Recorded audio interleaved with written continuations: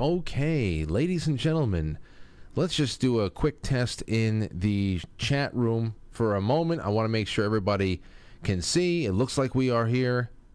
I see a bunch of people bouncing around. There's Karina, there's Mary Jo, there's Wayne Smaldridge, there's Krista, there is Dandy, Nancy. Does everybody see and hear? You all there? We're not going to start until we get you all here. This is your first time a part of any kind of a book club. Guess what? My first book club was the first one I hosted on this show. So I didn't know what the hell I was doing, and it turned out to be pretty damn easy because the audience is great, the co-hosts are great, and here is our co-host for this wonderful ride through our literary train.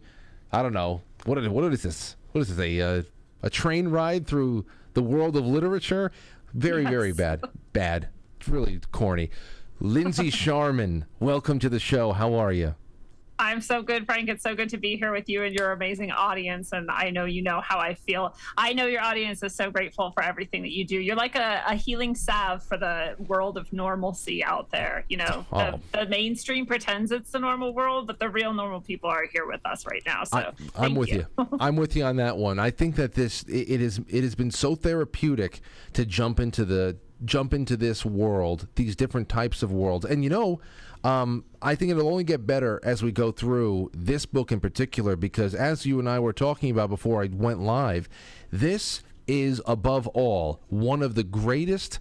Now, in a novel form, you know, it's one thing you can go pick up a book about an event or whatever and just drown yourself in facts about the World's Fair. It's another thing to pick up a novel and to read a story progress and just be inundated with amazing did you know moments. It's like you will win so many bar trivias just by knowing this yes. book. It's great. It really is. So how about this?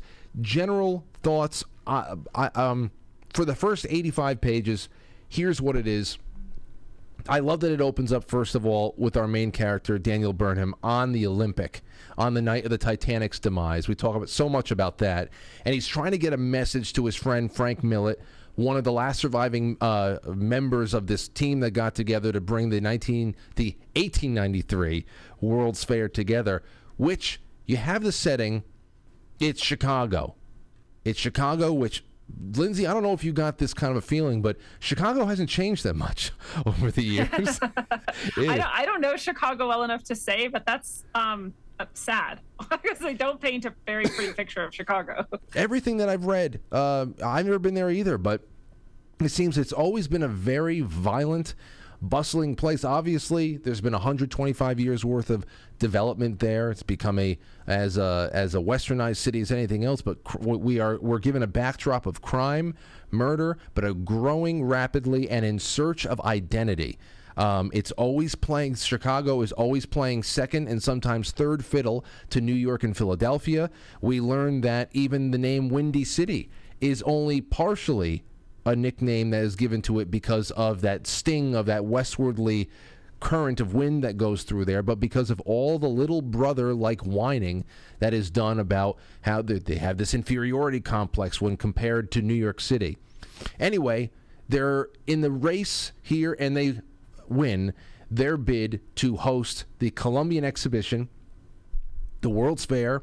It is supposed to be in 1892, which is 400 years since Columbus discovered America, and only 4 years, Lindsey, this is the big one, since Paris, France blew the world away with a World's Fair that included the unveiling of what was at the time the tallest structure in the world, the Eiffel Tower. And now this event is suddenly carrying the reputation of the American nation on its back, and here is dingy little Chicago, who has to stop celebrating about winning the bid and trying to figure out how to get this thing together. And in the middle of it, you have Daniel Burnham and John Root, who are friends, architects. You have figures like Frederick Olmsted, who designed Central Park. They're trying to assemble the dream team and pull off the impossible in what will be, sounds like, 2.5 years. So general thoughts from you, and then we'll get into some highlights. Yeah, well, I read everything from the point of view of I'm an English teacher. And so I have a lot of interest in the content. And I also have a lot of interest in like the style and the structure and how it's actually executed too. But I just want to tell a quick story first. I was reading this for this book club. I read it twice. So I've already read the whole thing. And now I'm reading each section right before we go, right? And so I'm reading this for this book club last month, and we have this random, completely just, we would never probably choose to go there, not for any, because we don't like it, but just, it's just not a place on our list to vacation. But we ended up going to Asheville for my guy Johnny's work. So we're going to Asheville, and I'm looking around at like what I'm going to do while he's working all these days and all these fun things and whatever. And I'm like, oh, there's something called the Biltmore. I'll go there. That looks like a big attraction. So I plan to go there. And then I'm reading and I'm like, oh, these exact same two architects designed the Biltmore, the landscape architect Olmsted and Burnham, the main architect of the story here. So Wow. So weird. Like, it was just such a weird synchro. And I'm driving up to the Biltmore and I see their names, and then I get in, I'm doing the tour of the house, and there's giant life-size portraits of them. And now I feel like I just know these men, and I'm like, it was very, very fun. So that was an interesting synchronicity there. Yeah, it gives you a little connection to a time in this country which is so little is known about it. That Gilded Age, right after the Civil War ends, we're into Reconstruction. It is a time of immense economic booming, but it's full of forgettable presidents and forgettable this and that. But all of a sudden, when you think about it, you have to ask yourself, well, yeah, who did design Central Park? Who did build the Brooklyn Bridge, and what went into it? You don't know. You don't realize how many people died building the Brooklyn Bridge because they came down with the bends going so far down into these unpressurized places, and there's just there's so much that brings this shady, fuzzy time in our history to life, and you start realizing that the fingerprint of these men are all around us. And you start seeing it a little bit more, which I appreciate. Yeah, and the beauty of it. I also have this huge compassion now for Olmsted, who feels like he never got to see any of his artwork of landscape architecture actually completed because people would interrupt it, right? It's like a 30, 40-year process, and they would be like, oh, but actually I want this rose bush here, and he's just like ripping his hair out. But to go back, I love that Erik Larson starts this book as basically a summary of the entire book. And I didn't really realize that the first time I was reading it. It doesn't really sink in all those details, but he basically tells the whole story in this first little intro. Evil's imminent? No, the prologue. Mm-hmm. And then aboard the Olympic. And then I read it again the second time. I'm like, oh, this is literally if you had to summarize the book, this is it. But that is good writing, right? To have that unity and to start at the end. So I loved reading through it again and just reliving the story in this short little snippet of it. But it's also interesting. He sets up so well in this beginning prologue as well the main themes, right? And they're simple themes, but they're so beautiful, and he does them so well. And especially that black versus white, or that evil versus good, light versus dark, right? We have literally the Black City with Chicago, which is such an ominous name. Like, it's so dark, right?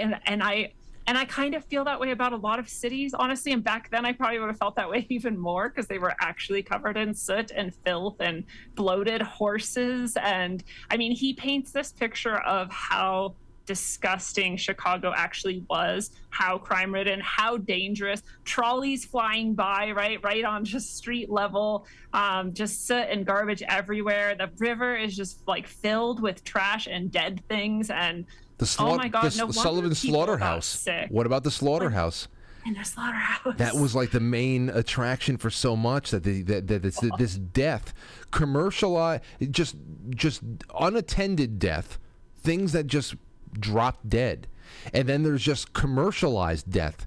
It was a city. What he's describing, at least, is a city of death, and yeah, the describing that really eerie glow from the gas lamps in the street that have to fight to be seen through the smog and everything else that is just billowing in the air above, It's a really wonderful. It makes you think about foggy London streets in some ways, and the fact that building up behind all of this stuff, the profile of the city, the buzzing of the fair coming to town, all of the greatest architectural minds of the time that are trying to coordinate themselves to how they can pull this off in the amount of time they have allotted to them. Bubbling behind all of that is the sadistic mind. You have the profile that's being built on a young, charismatic huckster with a taste for blood in H.H. Holmes, who is really just conning his way through buying up entire city blocks, and the way that he cycles through work crews to be able to compartmentalize people from the dastardly plans he has for this murder mansion that he is about to build in the center of town. And the fact that this is all real, Lindsey, is what is so enthralling about it. This is all real. And it's crazy. I love that there's another juxtaposition there, right? That he does so well with that theme of black versus white, where he describes that murder building, which is it's so creepy, but he pulled it off with genius. He's a genius, unfortunately. But he says, this was a parody of everything architects held dear, right after describing like this greatest celebration of architecture that is going to come about with this World's Fair, right? And all these architects are working together on this. And then here's this guy. He's not only a murderer, he's like bastardizing the very thing that they are epitomizing as, this great achievement. So it's so well done how those two stories intertwine and how perfectly juxtaposed they actually are. Again, it's just true. It's just reality. He didn't have to make any of this up or embellish anything. And he did a really good job of finding out every single thing that happened and immersing himself in it and presenting it to us as a story. So we get to live it as this narrative. It's so fun. Yeah. As dark as it is. Yes, it is. Yes, it is. Now just to go through some highlights before we get into the thread. I see the chat room is already buzzing. I love to see the attendance tonight. In the early goings, it's really just about how we need to be able to stave off humiliation here. Not only do we have to do a good job, we have to find a way to out-Eiffel. How do you do that? Everybody will see, if you haven't read ahead, everybody will see what the big idea to completely outshine the Eiffel Tower is. It is now a common sight all across the country, especially on carnivals from coast to coast. But the backstory, I love the backstories of Daniel Burnham, John Root. For some reason, there's something I love books and movies that have to do with writers in New York City. Especially writers who can sustain a living in New York City. I think it's fantastic. I love the Lost Generation writers like Hemingway and Fitzgerald, the way that they just lived so relaxed in Paris, and they're just scribbling writings all day, and they're just hanging out with Ezra Pound, and they're actually all mentioned here in one way or another. I love this. I love this from an architectural standpoint. I love thinking about two guys scribbling out.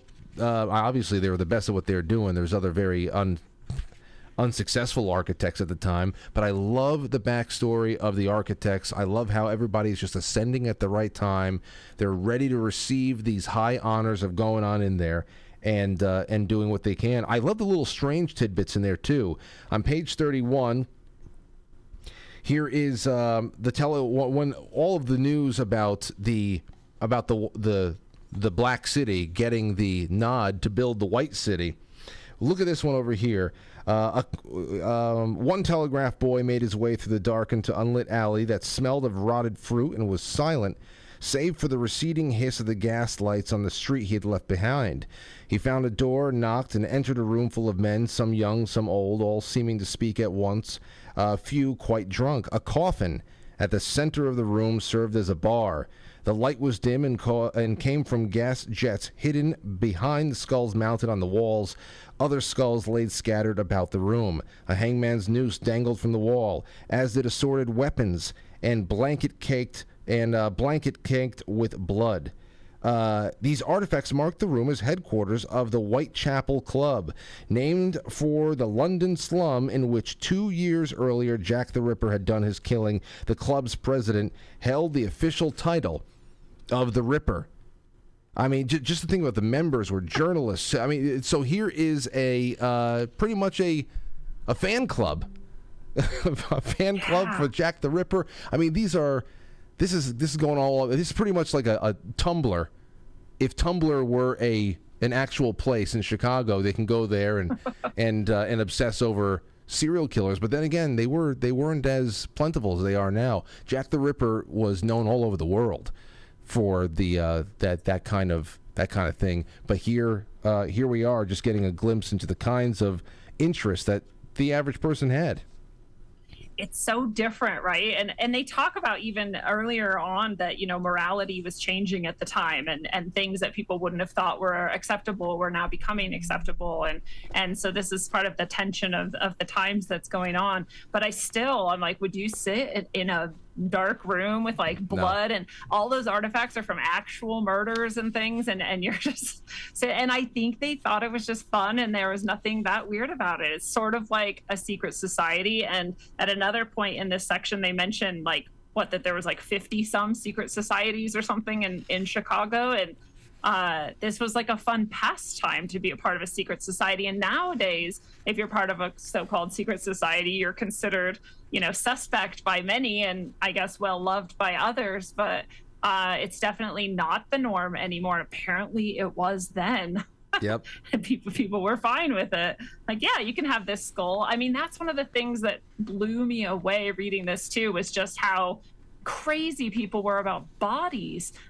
Like, bodies were being robbed from graves because doctors didn't have enough of them. Doctors were going out to rob graves because they didn't have enough bodies. H.H. Holmes himself was like designing all these plans, right, to get bodies, to give it, to sell the bodies. And this is part of why I shouldn't jump ahead, I guess. But anyways, this dearth of bodies. Like, who would have thought that you would go to all this trouble to find bodies? But, he describes how what's it called? You cut people open after death? I'm blanking on the word. Autopsies were all the rage, right? Suddenly, like, that was not a thing before. Now it was like, oh, we can cut up bodies. We can learn more about the human body. Let's do it. Well, we also know that bodies, the ability to access bodies and find them, was really critical for engaging in insurance fraud too. That's one of the early cons that we learn about H.H. Holmes. He's scamming people out of everything. We can see that he pretty much charmed his way into taking away that pharmacy from Mrs. Holton, which obviously, as we can all surmise, he killed her afterwards because she just stopped showing up, and he told everybody that she moved to California. But aside from the fact that he was already satisfying some sort of a bloodlust that he had, there was insurance fraud. There was all this, and the bodies. Yeah, he wanted to be able to fake an entire family dying.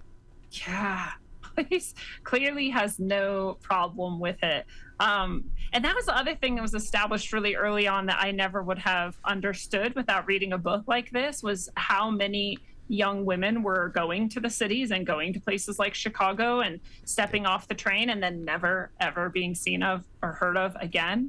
And unless you had money to hire a private, investigator that was willing to go and try to track them down, you would never know what happened. And maybe they're fine, but maybe they're not. And you don't know. They don't have telephones, right? Maybe you have access to, what does he call it in the intro? The Marconi message system, telegrams, or radio. But no, you don't really have a way to contact. You have letters. You hope they get there. And then, maybe your daughter is just gone. She goes to Chicago and you just never see her again. So for someone like H.H. Holmes, it's the perfect scenario. Why not, right? You could go here. You have this plethora of young women available and nobody's really looking after them. And they tried, right? They put even like a ad out in the paper saying young women, don't respond to these ads that are specifically inviting like blonde, buxom or whatever. And you're it's unbecoming. Stay away from those ones. Well, here on page 62, I made myself a note. I said a little note about how he's picking targets. H.H. Holmes. Let me see here. The city toughened them quickly, talking about the women. The city toughened them quickly, however, best to catch them at the start of their ascent toward freedom, in transit from small places when they were anonymous, lost, their presence recorded nowhere. Every day he saw them stepping from trains and grip cars and hansom cabs, inevitably frowning at at some piece of paper that was supposed to tell them where they belonged. The city's madams understood this, and they were known to meet inbound trains with promises of warmth and friendship, saving the important news for later, that they're going to become prostitutes. But that's why Holmes adored Chicago, apparently. He says adored the particular how the smoke and din could envelop a woman and leave no hint that she had ever existed, save perhaps a blade-thin track of perfume amid the stench of dung, anthracite, and putrefaction. What a line. What a line that is, huh? So good. Wow. He's so great. He has so many of these lines that are so descriptive and use really great language. And it's interesting because that is right when they're talking about Myrta, right? Myrta is going to be his second wife, it sounds like, because his first wife he just left behind and never contacted again. Lovering, I guess her name is. And Myrta, he actually doesn't murder, does he? I mean, for some reason he has her and a kid with her, and they have like a dog or something back at her parents' house, and he goes to visit and brings gifts and money and never does anything with her. And that is so strange to me. And she has all of these great things to say about him, right? She says he was a lover of pets and always had a dog or cat and usually a horse, and he would play with them by the hour, teaching them little tricks or romping with them. He neither drank nor smoked and did not gamble. He was affectionate and impossible to ruffle. In his home life, I do not think there was ever a better man than my husband, Myrta said. He never spoke an unkind word to me or our little girl or my mother. He was never vexed or irritable, but was always happy and free from care. And then she also describes how babies loved him. Yeah. And I'm like, this is so strange, because knowing a few sociopaths at least and some, narcissistic type people, animals and babies don't tend to like them as much in Mike's, but they loved him. And clearly he was a psychopath. It's a confusing thing. And it's confusing that he has her in his life to some degree at least and doesn't get rid of her, unlike every other person. As you go throughout this this book, the first time I read through it, he really reminded me, especially, we'll see toward the end when he's trying to appeal to public opinion and all that. I'm like, this guy is James Comey.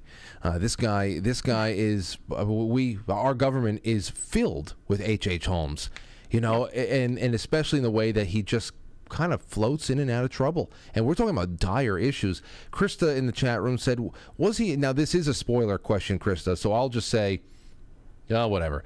Was he exceptionally brutal in his killings? Oh, we're going to get around to a lot of that. I mean, there's a reason why he was constantly gypping people who were coming in to build his homes that he was creating, and how they were very intricate, below the street level, and then all of the different chutes, all the different secret passages, everything, gas lines.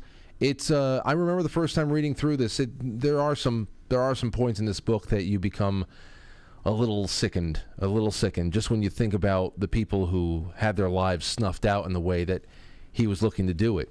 But I think that, again, the fact that this was all naturally starting to build up while the bidding was being put in for the World's Fair to be there, it just became a convenient thing that not too far away in Jackson Park, in this very sandy, swampy area, that they decided we're going to erect a shining white city out of nothing in a miraculous amount of time. That Holmes was just there, not too far away, building a murder mansion that could just be receiving people as they came in. And as we know, this brought in millions and millions of people, this fair, this World's Fair, over a couple of years. The highest attended day that was recorded was 700,000 people in one day. Wow, back then. Yeah. Yeah. In one day, 700,000 people. So you just don't know. Now, getting back to the fair now, what becomes evident, especially around page 48, the becomingness, this is when you start realizing that, oh my gosh, me as someone who plans and tries to be meticulous about my work, Lindsey, what does the procrastination and the time suck do to you? To see the clock ticking and to see how they don't have anything going on, nothing. It's the assembling the team is painstaking. It's just, oh my gosh, it kills me. It really kills me. Oh my God. I can't even handle it. Like, I am so much not that. I've never procrastinated anything in my life. I don't even understand it. Like, it's just not, it's not desirable. And I enjoy getting things done, I guess. But to watch that going on, and on top of it, all of the childishness where people were like, oh, why aren't you doing it over here? Or why do you like us? And why aren't you hiring this person? And like, and all the bureaucracy and the politics of it. I'm like, this would be so maddening, but it's also so human because that's how people are. They're like, well, let's have all these committees and let's do all this. And I love that some of the architects that, Burnham started inviting were like, no, not because I don't want to, but because I don't want to have a bunch of committees to answer to. I want to just either do something or not do it. And so he had to actually promise them, no, you'll be able to do anything you want. You have full freedom. Like, please just come and do this and build this amazing accomplishment of humanity with us. Now, in the coming chapters after what we've done is when we're really going to get into that accomplishment. The erecting of these structures, we're talking about, I mean, just that one, oh man, I forget the building. Oh, the liberal arts one? I think it was the liberal arts one that was able to house, I don't know how many different types of things all in. It was just enormous the way that they described it. It was like the largest freestanding building in the world, I want to say, at this point. I should have gotten that. But you know what I love? Especially when we get into Olmsted, Frederick Law Olmsted, they want to bring him in to design the landscape. And I love here, and as you said before, in laying out Central Park, we determined to think of no result to be realized in less than 40 years. The fact that they were putting their mark on something that they know that they would not live to see the real beauty of it all. But listen to this. James Ellsworth, who went out to try to get Olmsted to sign on for this, insisted that what Chicago had in mind was something far grander than even Paris Exposition. He described for Olmsted a vision of a dream city designed by America's greatest architects and covering an expanse of at least 1/3 larger than the Paris Fair. Ellsworth assured Olmsted that by agreeing to help, he would be joining his name to one of the greatest artistic undertakings of the century. Now, that is important. Because this right here, I loved how I can understand this. Now, when we see somebody going out there as a horticulturalist or whatever, they're going to put some shrubs in there. Oh, we have some empty space over here. Let's put some tulips or whatever. But listen to this part. I loved this. Olmsted did think about it and began to see the exposition as an opportunity to achieve something for which he had fought long and hard. It's on page 50. But almost always with disappointing results. Throughout his career, he had struggled with little success to dispel the perception that landscape architecture was simply an ambitious sort of gardening, and to have his field recognized instead as a distinct branch of the fine arts. Full sister to painting, sculpture, and brick-and-mortar architecture, Olmsted valued plants, trees, flowers, not for their individual attributes, but rather as colors and shapes on a palette. Formal beds offended him. Roses were not roses, but, quote, flecks of white or red modifying masses of green. I loved that. I really appreciate that. And I can understand being involved in something for a reason that other people just can't grasp the depth of. Yeah. And I loved that little homage to why he did things, Olmsted. I feel like this is the torture of every true artist, right? You have this vision and you want to carry it out and you know you can do it, but it's like never going to be quite right. But with him, it's even worse because it's never going to be quite perfect, but it can't actually be because, again, yeah, like someone's going to interrupt it along the way of those decades that will come to pass. Poor Olmsted. I wonder if over there at the Biltmore in Asheville, he actually did get close to that because maybe it did stay truer to his vision over all those years that had people attending to it day to day. I mean, that place is still just outfitted to the nines. It's pretty amazing. But also, right next to that page, on page 51, they describe how sick he was. And he was constantly dealing with this illness, and they never give a name to it. And what's really fascinating, I don't know if you ever read Invisible Rainbow, but it's about the beginning of electricity, of radio waves first, and then the telegraph, and then and further and further into the electric. And it documents all of the disease that started happening at the same exact time. And these diseases would spread faster than people could move. So people were trying to figure out, well, what's carrying the disease? And a lot of people at the time were like, well, it's obviously these brand new radio transmitters and poles, or these brand new telegraph wires and things, and it has to be this because it's the only thing traveling faster than people. All the birds are dying, all of these things are happening. So that book Invisible Rainbow documents this really well, and how people used to have the understanding that there is such a thing as electric sensitivity and electric illness, and it had all these different names. And when they're describing his sickness and his illness and all the different things he experiences, it sounds to me like he might have had that.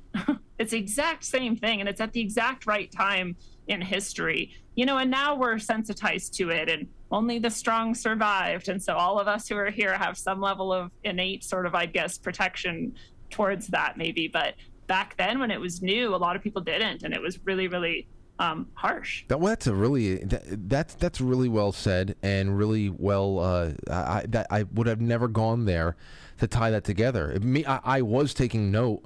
I was taking note of how everybody is in just poor health. Sometimes, Burnham, when he's, his foot is killing him on the Olympic in the prologue, and he attributes it to many years of, vices like drinking, whatever. But it seems like everybody's teeth hurt. I'm like, oh God, the hurting teeth.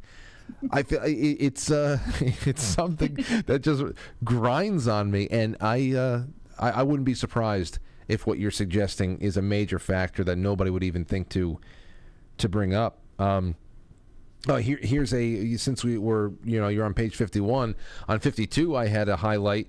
Here is a fun little quote from the great Rudyard Kipling. Rudyard Kipling about Chicago. Let's see here. And just before the heat wave in Chicago, a rising young British writer had published a scalding essay on Chicago. Having seen it, Rudyard Kipling wrote, I desire never to see it again. It is inhabited by savages. That's so awesome. My God. He's like, I don't give a shit. This place sucks. This is 1892, ladies and gentlemen. Jeez Louise. But no wonder they're sensitive, and they want to prove themselves that they can be just as cool and as posh and as sort of upscale as the East Coasters. Yep. There's all these people attacking them all the time. Yep. Yeah, it's true. Now it's October of 1890, and they still have the site of the question is unresolved. They have not. That is on page 56. That's when we're starting to see, oh my gosh, they don't even have the site. And then they have to assemble the team. So on top of all the procrastination is also the fact that there seems to be some kind of a global economic recession brewing. And in a lot of the ways after that, we are getting a fuller picture of H.H. Holmes, a dizzying level of deception that he has on everybody around him, and then after that it's just the hunt for the architects. That's around page 78. Burnham is going to New York to try to bring people in. They're playing coy. Everybody wants their ego stroked. It's just like, come on, man, don't you want to beat France? Can we just all get together and beat France? And that's really where we are by the end of page 84, and now we're staring a hotel for the fair in the face. We'll talk about that later on. Do you have any other highlights that you have over there, Lindsey, before we jump into what the audience has put into the thread? I have so many that we would never get to them all, but none that I think we haven't at least touched on enough. Okay. I would say. I did just also, people in the conspiracy world will talk about these big these big fires that a lot of these cities had. And it's mentioned here too, somewhere in this section of the Chicago fire of wasn't it right before all of this, like 1891 or something? I think 1880s or right after. Oh, okay. 1870. It was close. It was within a couple of decades. So people always talk about like, yeah, right. How did every single city like burn to the ground and there's got to be something else going on here. And I'm like, well, when you're reading this, you can see as we're talking about all of these gas lights and all of these gas lines and there's gas everywhere. And so if there's one problem anywhere, all of that system can become a conflagration. And of course, the city could burn down if there's this old technology of transporting gas to every single light source in every single home. I'm sure that could be a very good reason why everywhere burned down. But I like this book because it dispels a lot of actually those conspiracies that float around about the World's Fair, about, Jack the Ripper and H.H. Holmes, and about the gas thing, which I guess a lot of people would then say, well, of course it does. Of course, isn't that convenient that it dispels them all? But I'm like, you can't read this and read all the details that Erik Larson packed into this and imagine that they're made up. Like, that's insane. No, that is not the simplest answer. And as somebody who's read this book more than once now, we have not even hit it. We have not even hit the ground yet. For those of you who have not read ahead, we're all about to get just doused with incredible anecdotes about this. Really, when all is said and done, we can call it mysterious now because it's 125 some odd years later. But it was all. I mean, it captured the entire world's attention. There was nothing mysterious about it. It was marvelous. But the fact that there was only one standing structure left from that entire endeavor, that was put together in such a quick way by some of the greatest minds who have ever built anything on the earth. It has become mysterious in the century plus since it's wrapping up. So this is going to give you so much more of a reason why people saw this for the marvel that it was. Even the rejected ideas. The rejected ideas are pretty bold, and wait until you see what some of the suggestions were to have that one object, that one thing that is going to outdo the majesty of the Eiffel Tower. I mean, they had to find something that could outdo that, or at least compete. And there is a lot of ideas that you'll see that are rejected coming up that are just like, whoa, they wanted to attempt that. Anyway, well, you see a sign of the times, right? Like that back then people were willing to like go to the extreme, and even Burnham built himself a little cabin on the grounds to like live in so that he could make this happen, sacrificing what of his life. And we can't imagine that today because we're comfortable, entitled, right? Little like we saw. I mean, I'm not saying we here do, but in general as a society, we can't imagine sacrificing ourselves for something greater than us or beautiful or that will stand against the test of time. So we look back and it does seem even more mysterious. Like, yeah, right, they worked that hard and built all of that. And like, sure they did. It's like, no, I mean, if you were there at the time, like you were saying, and got caught up in the imagination of that, you might too. You might have had something in you that wanted to achieve greatness. I'm sorry you don't right now. Right? Well, yeah, because what was the rallying cry for this? You had obviously there were cities competing, and there was saltiness when one would win out over the other ones, and they're just like, you know what, you won? Go fuck yourself. Go, on your own. Don't ask us for help. Go ahead, and you better do it right. But what really was it all about? Everybody wanted to show off. They wanted to show how great we were. Their pride was first and foremost, and we are at a time right now where we're being taught, new generations today are being taught to dial back the pride, to denounce the pride, to actually start crawling for the teepee again, and that we've already hit the top of where we were going to go, and we need to find a way to go back in time to something more primitive, more sustainable, because we've only gotten as far as we did because of really toxic notions of supremacy and exceptionalism and all. So there is the culture, like you say, the cultural differences between the end of the 19th century and where we are right now. That's the reason why we were able to do so much with far less, especially economic. I mean, you think about the economic power that we can put behind a project like this now, the technology to build this stuff now, the fact that this was so different, but they had the fucking spirit, and excuse my language. They had the spirit. Yeah, we can't even imagine it now. It's absolutely true. We can't imagine it. It's a shame. Those things are exactly what, could make something great. And instead we're like, well, will it make us money? No? Okay. Well, then no, we're not going to do that. Right. We cannot even imagine it. Well, here is the first entry on the thread. This is from, quite frankly, producer. That's Krista in the chat room. She said this. Much like our modern-day elected officials, the planners associated with constructing the Chicago World's Fair were inept at the most basic of tasks. It took them months and months to even decide on a location. I know, it makes my skin crawl. It really does. When time was of the essence, this further raised suspicions for me. It was astounding to read that they actually considered building the fairgrounds inland when Lake Michigan was clearly the main attraction. It was mentioned that New York had proposed the land around the Palisades along the Hudson as a venue for the fair. For those who aren't familiar with New York, this part of the country that you don't hear enough about. Remarkable natural beauty not far from Manhattan. I think of a lot of people would be surprised to see how dramatically the landscape shifts as you move even a short distance away from New York City.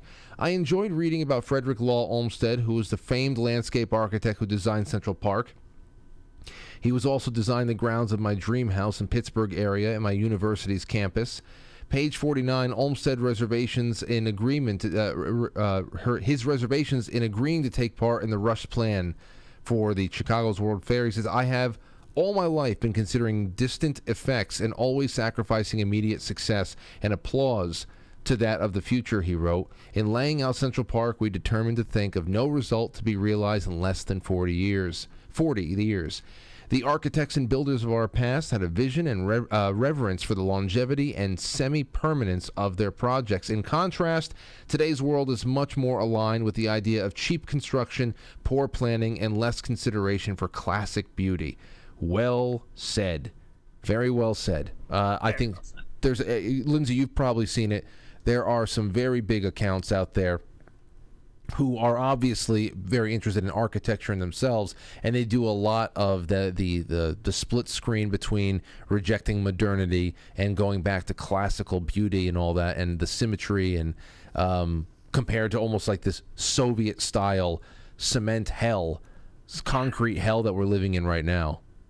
It was interesting to read about that exact tension between the architects of the time of like, oh, you're just regurgitating this like Greco-Roman old stuff, and like we need something new, which I guess is these boxes with no ornamentation, right? Who was it? And there's someone in here, one of the architects said form should follow function. Like once it's doing what it's supposed to do, then you can add some flourishes. And it's interesting to see that shifting as well. Yeah. Yes, absolutely. You know what I just realized too? Hold on. I think it's in the beginning of this book. I think they put a map. Yeah, they put some map. They put a map there so you can visualize the campus. But I have... And it's massive. It is. That's crazy. I have 2 PDFs, though, that have got to get to everybody in this book club that have to do with the fairgrounds. And I have to go and try to figure that out. But... here's a new one. Jalen Wennings said on page 17, second paragraph, the words, daylight faded to thin broth. I have that underlined too. It's such a beautiful and also kind of disturbing, but like really effective sentence. He says, I have no idea why, but I felt these words. Obviously, recollection of these words could be under different circumstances than what they pertain to in the book, but they are a testament to how the author can make you relate to the surroundings with a simple phrase. He's so good. He's such a great author for that exact reason. I have so many things underlined that are just beautiful language and examples of exactly that, like pulling you into the scene so deeply that you just feel like you can exactly imagine it, to the point where I'm like looking up, like, what's a phaeton, if that's how you even pronounce it, and what's the Pope safety bicycle, and what is a grip car, like all of these things. But when you see it, you're like, oh, those are the things I've seen them so many times, in fact, but I've never actually been immersed in the time where they were everywhere, and now I have been, because of how well he writes. Well, the Pope safety bicycle, that's just really the bicycle with two similar sized. Yes. Yeah, because of course we all get the old the big first wheel, and the small second one, the caricature bike that we all thought was a joke, but that was the real first. I mean, what the hell were people thinking? I guess it was it? Yeah, like, how did you ride that? Johnny just told me those are called penny farthings, I guess. The big wheel, the big and the little small. Wheel Okay, penny farthing. So then I wonder if it was more of a circus carnival kind of a thing, and not meant to be practical at first. Was that? Well, I have this advertisement for it right in front of me, and it sounds like it's meant to be just for anyone to ride. And I think there was probably so many accidents and injuries on it that's why they called the regular, equal-sized wheel bicycle the safety bicycle, the Pope safety bicycle. So stupid. So stupid. Well, I'm glad they got to the safety bicycle. That's good. Yeah. They finally did something right. Let's see here. Gal 2, 2021 says the author builds a sense of dread in the reader as he begins to tell us about Mudgett Holmes. On page 11, Larson says about Holmes that his murderous career was a harbinger of American archetype. Oh, I mean, maybe this is an index page. Was a harbinger of an American archetype, the urban serial killer. There are so many quotes I could cite here, but one of the more attention-grabbing ones for me is this, quote, by his own assessment, he was a mother's boy. Page 39, the parallel story of the great endeavor to the construct, the endeavor to the construct the biggest and the best World's Fair ever seems to come from a drive to break away from the old, to do a reset, perhaps, and to rise to a new era of man's achievement and glory. Why did these two stories intersect in time and location? That is a curious question. It is incredible, and that's, again, why the fact that this is all real and it is all happening at the same time, it is just the perfect. Erik Larson seized on the perfect story. Yeah. It's just. Well, and there's. Yeah. Sorry. No. That's all. Well, there's one more thread too that we forgot to mention, and it's the title is actually The Devil in the White City: Murder, Magic, and Madness at the Fair That Changed the World, or it changed America. And so murder, obviously, H.H. Holmes. Magic is the creation of this stunning white city, which is the juxtaposition to the black city. And then madness is this character that just kind of bobs in and out of the story every once in a while and then becomes crucial right towards the end of everything. But this is this man who seems slightly insane, and he writes a lot of postcards to a lot of officials, and he feels very much like they should hire him, write him back, take his word as law, and act upon his advice, and that he's actually having this very important role in the city, which ends up becoming a matter of deep resentment later on. So there's a third storyline here as well, and I do think it's the less important one, but again, it does come up as crucial very late in the story. So he weaves all three of those things together, and they all three intersect in this profound and insane way. It just changes the entire tone of the event, in fact, the World's Fair itself. Are you talking about the Prendergast character? Yeah, because I had forgotten about what his role in all this was. Yeah. But in the first 84 pages, he gets his introduction again. And I was saying, wait, who the hell is this Prendergast guy? He's a local media guy. What the hell's going on? None of his newsboys like him, and he doesn't like them. And all right, well, I guess I'm just gonna have to store this one in the back of my head. So we'll see when that pops up. I'm looking for this. Maybe you know what I'm talking about, Lindsey. But we're talking about lines that kind of stick with you and kind of send a chill through your spine. It was an interaction between Holmes and one of the women he was trying to dupe. and Yes. and he had pretty much asked her.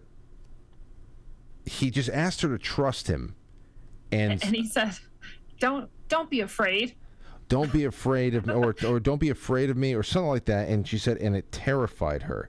And I'm trying she wasn't afraid until he said, don't be afraid of me. And then she was like, oh, yes, now I'm afraid. I wish I could. Man, I thought I had it all. I have it as well. Wait, In fact, I was just looking at it and then it flipped to another. Come on, man. I know. There was a pause. Gathering. Terrify. Oh, here it is. Page 73. Oh, I was way off.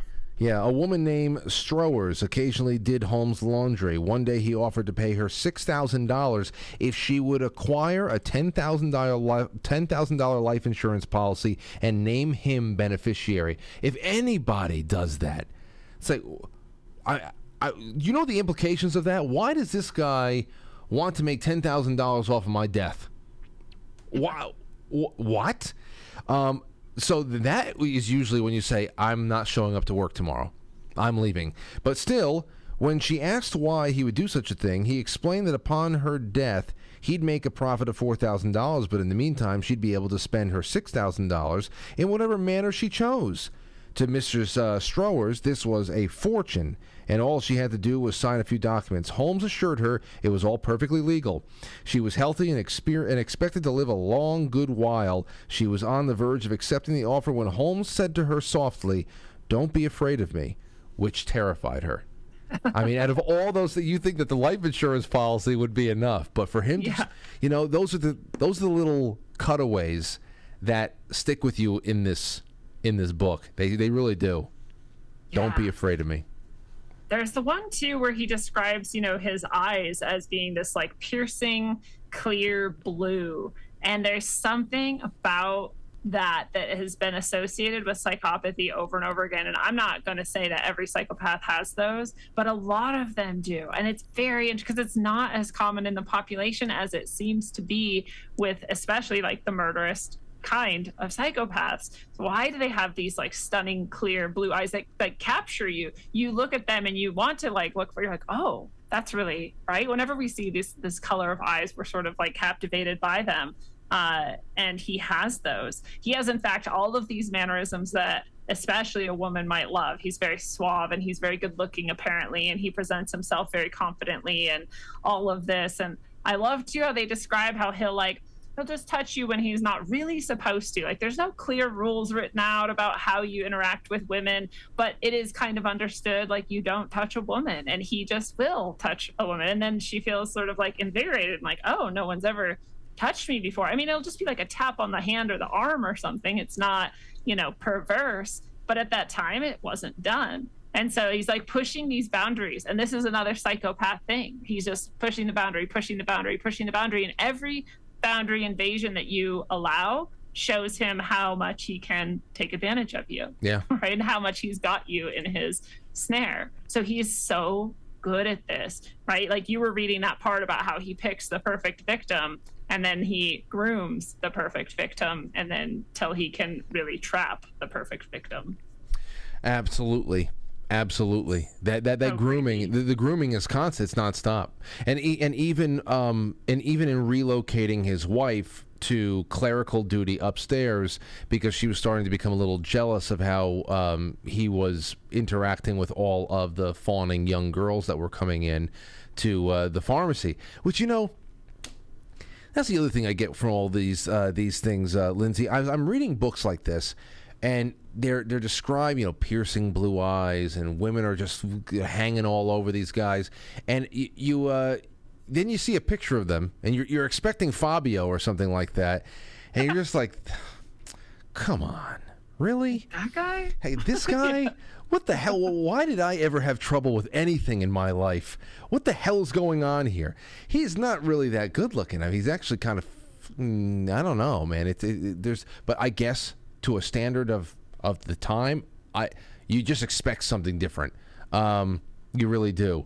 I just don't understand. I'm sure that he would be able to find himself somebody, but to be the Beatles, I mean, to be just dripping with girls that just want to want something from him.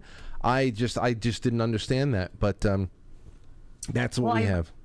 I've known I'll say sociopath and maybe psychopath at this point in my life, and he also is very, very good at getting girls, even though he was very short, and maybe he was attractive, but not just like stunning, like, right, and definitely didn't have like a whole lot else to offer. But the thing about these people is they're so good at making you feel like you are seen and heard, and like you're so fascinating, you're loved, and so you just feel like, oh wow, of course I want to be around this person more. Like, they really get me and they really know me and they're so fun and they're so interesting and they're so engaged with me, which is not what most people are like. Most people are like, hi.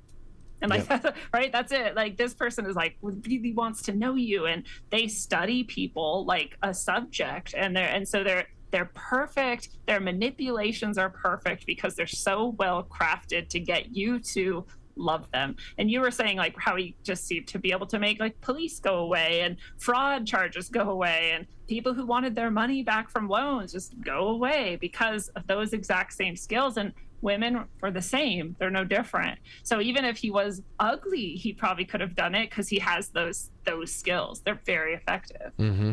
Yeah. Unfortunately, unless you're and you're looking for it, right? Oh, yeah. Well, we know. You can definitely make up for being a little bit less aesthetically pleasing than somebody else with personality. There's no doubt about it. People have scored catches what you would think would be way out of their league just based on what kind of an energy they beam, a magnetism. There's that. And of course, when we talk about charisma and serial killers, I mean, you think about the magnetism of Ted Bundy, where I mean, at his sentencing hearing, the judge sounded like he was remiss he couldn't hire him. It was just like after, it's just the way it is. So you have to give him credit for that. NJSF, this is the last one we're going to read in, though there's so many great things. And this is why I say, ladies and gentlemen, I bounce around with the threads here. I try to keep these sessions to an hour so they're palatable. But you got to get into these threads, talk to other people in the threads, add somebody else's stuff, get active on the forum because it's wonderful here. NJSF said, your alarm is going off. My lava lamps just turned off on me because I have a 9:30 timer. Hold on, but it's okay. I have these all set up with my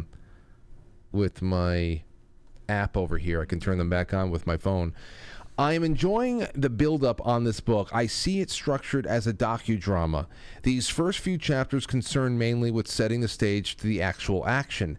Right from the prologue, tie-ins with the Titanic captured me. Found interesting the mention of the Olympic and the Titanic. On the setup for the drama, I found the context switching from the general city ambiance to the politics and the motivation for the fair, and the details of the life and the protagonist well placed, giving useful information and many times building on each other. The overall description of Chicago at the time and specific fascination with Jack the Ripper was something I had not initially thought of. After all, the Jack the Ripper events of 1888 were very close in time to the fair in 1892.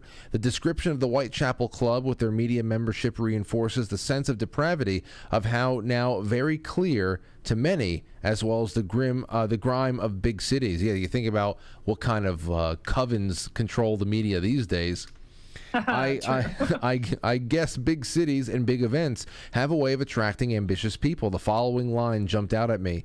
Max Weber likened the city, Chicago, to a human being with his skin removed. Yes, a human being with his skin removed. God. There's just no... What does that mean? I guess there's just no dignity left. Or it's just raw. Like, there's no... Like, they're not hiding anything. It's like, here's my guts. Like, what? Take it or leave it. Gosh. God, if anybody reading this from Chicago, I bet you any money they're not even offended. They're probably just like, yeah, Yeah, kind of. Yeah. I think that's why we love it. That's why we love it. The influx of young women wanting to prove themselves was the fertile ground for evil to sow and harvest. When it was mentioned that the crime across the country was on the rise, I questioned if it could be a moral crisis post-Civil War as the federal supremacy was enforced. The imagery of the telegraph as the day's C-SPAN was captivating to me, yes. Even more, it was to see this people's engagement in politics, even if for what is arguably a vanity issue. Thinking of it, the book argues that pride, envy of the French fair was the motivation for the event, with the roots on those cardinal sins. Is it a surprise that evil is attracted? Or the evil that it attracted. Of note to me was how even Chicago politics was dysfunctional.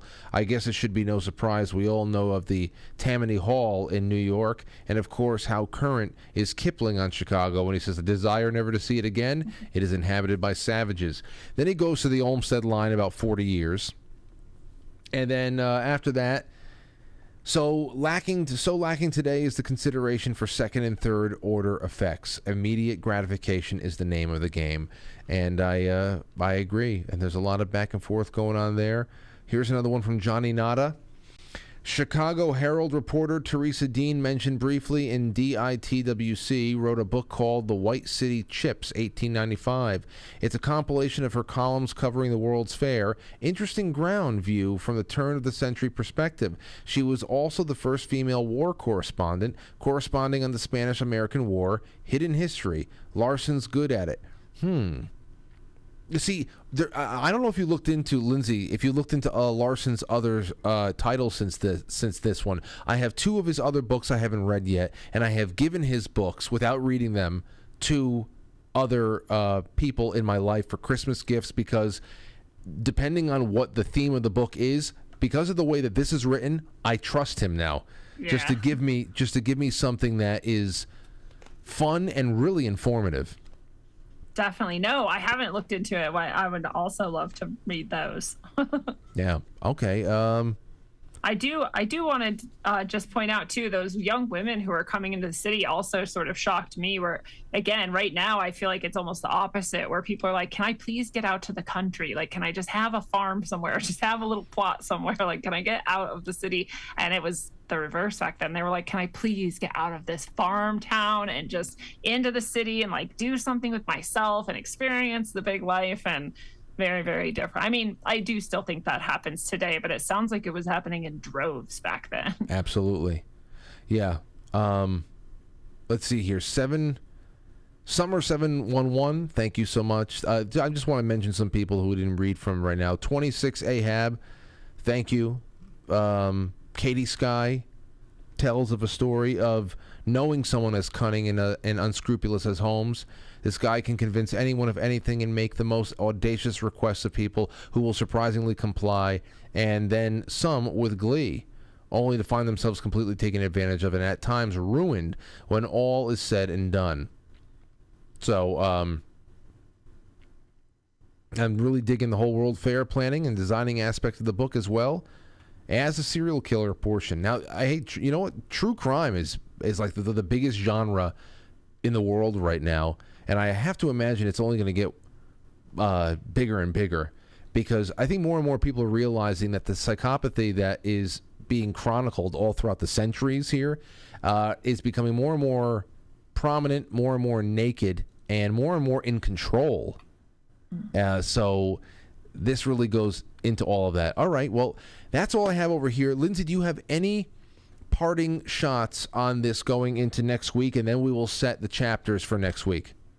Well, it's actually interesting what you just said about that reason true crime is so popular right now. And I always think about these people who are just fascinated by serial killers, and they're watching serial killer shows and they're reading serial killer books. And I'm always like, why are you just diving into this horror? Like, would you want to feel that and see that all the time? But that's a really good explanation of why is we're trying to understand this thing that seems to be taking over the world, if it didn't already do that long ago, and we're just starting to finally realize it now. So to understand your enemy is more effective, and that's a really good reason to understand people like Holmes and other psychopaths.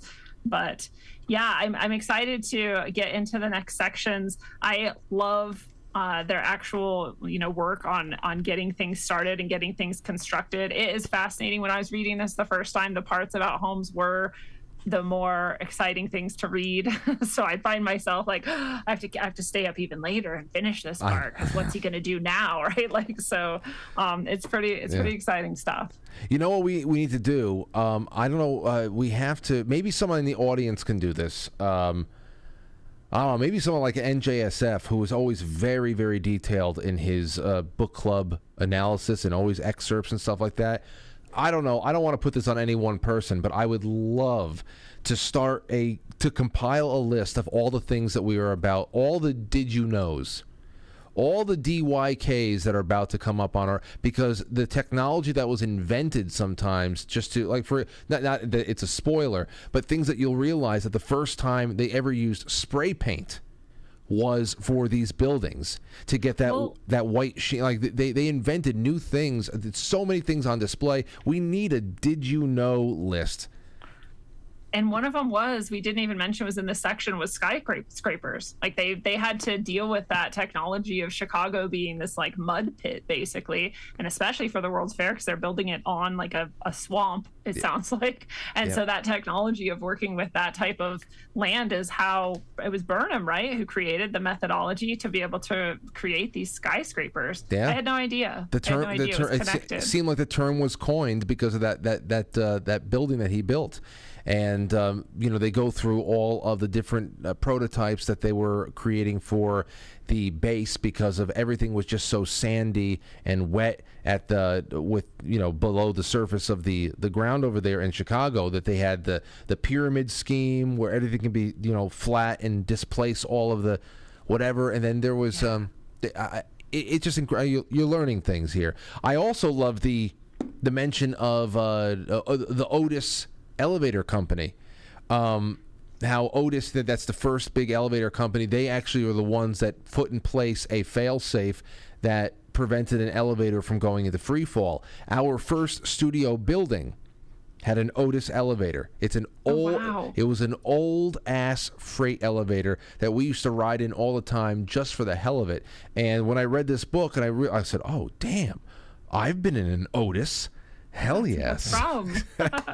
Anyway, okay, so wonderful thoughts. This was a wonderful session. What I'm thinking is, if I go ahead 75 pages about that, we are looking at, I think the closest chapter title that we can go to is 161, The Angel from Dwight. So let us read from 84 to page 160. 84 to page 160. It's a little bit less than the first session's reading load, and we'll do everything exactly the same way at the exact same time next week. And Lindsey, thank you for everything tonight. This was fantastic. Oh, thanks for having me. It's super fun. This book is amazing. Hell yeah. No, I love that it's big enough that we have at least 4 weeks together. I know that we may see what we're going to do for week 5, because I know you have some obligations there. We'll work around it somehow, but I'm happy that this isn't a short book, because it would really suck to only do 2 weeks with you. This is a lot of good stuff. Yeah, great choice. All righty. All right, have a great night, Lindsey, and thank you everybody at home. You all have been wonderful, and bye. Hold on one second, and I'll